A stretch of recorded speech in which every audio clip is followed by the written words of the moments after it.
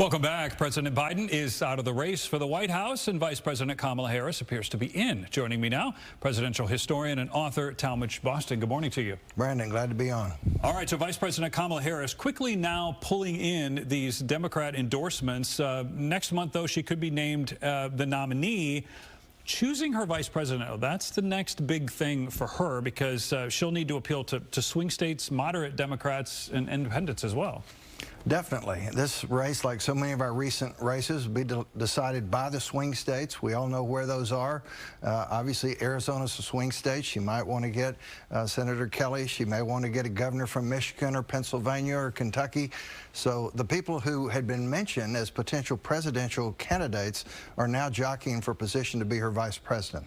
Yeah, so let's talk about this debate that's scheduled. You know, who knows how this is going to play out, but, you know, Donald Trump was able to kind of sit back and let Joe Biden implode in the last debate. He can't do that with Kamala Harris. No, Kamala Harris is not well known for being exceptionally bright or exceptionally strong in debates, and so, but then again, Trump has his issues in debates, so right. Exactly how it's going to play out remains to be seen. I thought the Trump-Biden debate a few weeks ago was effective in terms of the muting technique, not having an audience in the studio to get things jacked up and riled up. So I think the format was good. The moderators kept control of the program, so we can only hope that that happens again. But that debate will be crucial. I heard yesterday that I think it was scheduled to be on ABC. Trump is now wanting it to be on Fox. So there's still some jockeying going on about the logistics. Yeah. All right, so going back to President Biden, he's expected to address the nation here in the coming days. How do you see this impacting his legacy? It can only help, because he was headed toward a total disaster if he had stayed in.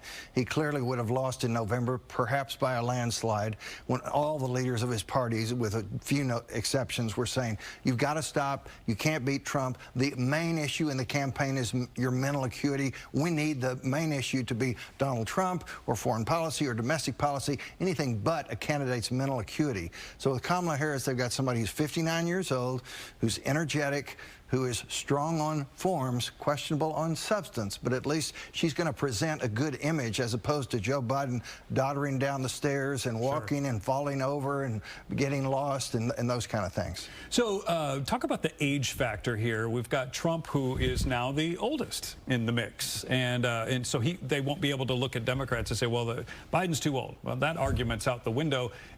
Now you've got a younger VP pick for Trump, and now a younger potential nominee for in Kamala Harris. It's kind of like a shifting tide now toward a younger mix. Well, we needed that. It was time for the baton to pass. Famously, Presidents Bush and Clinton did a program a couple of months ago where they said, we're both younger than Biden and Trump, and we're both too old to be president. Right. So we need the baton to pass. Trump is energetic, but you can be sure the media is going to zero in on every gaffe that comes forward between now and November and emphasize that and try to make his age and his mental acuity a factor as compared to the younger Harris. Yeah, well, hopefully both parties can continue this toward a younger mix. We're ready. We are.